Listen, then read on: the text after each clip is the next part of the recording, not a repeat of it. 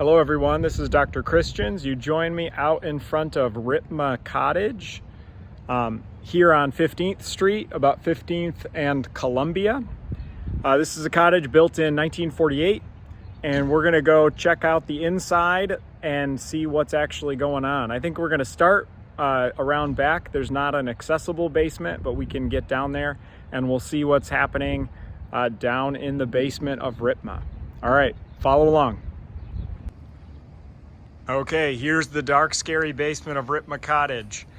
So not actually accessible by students anymore, although I think there used to be laundry facilities down here. So we'll go in these fun doors. It's nice and short, which is great. You can see here where there used to be stairs.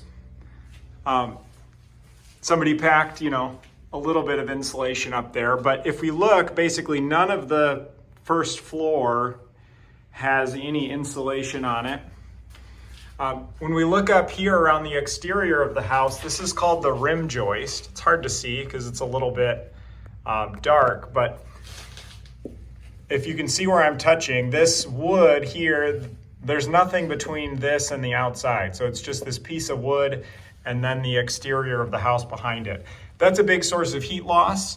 Also at these gaps between the foundation here, you get up in there. So the gaps between the foundation, all these joints in the woodwork, that's a big spot where air can get in if we don't seal it properly. All right.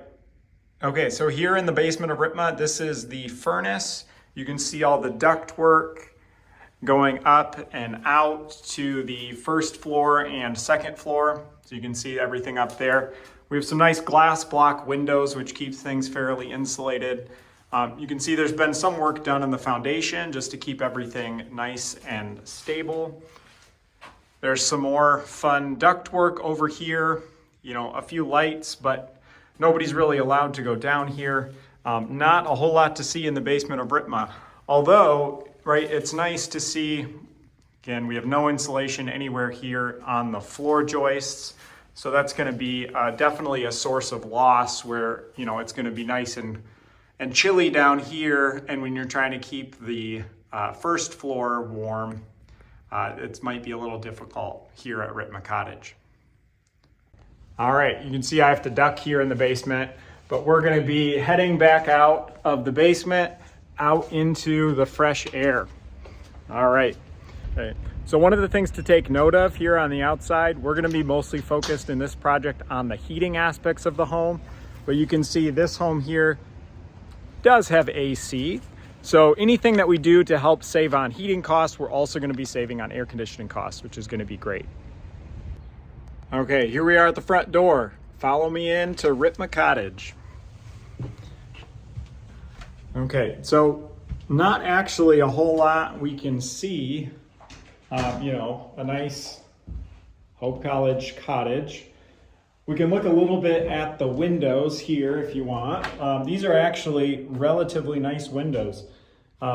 They're nice. If you look closely at the edge, you can see down here, they're double pane glass, relatively recently redone. Not a lot else we can see down here on the first floor.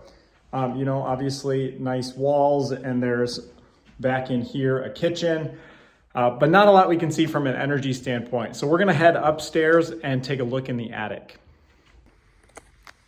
All right, so walk with me now to the upstairs.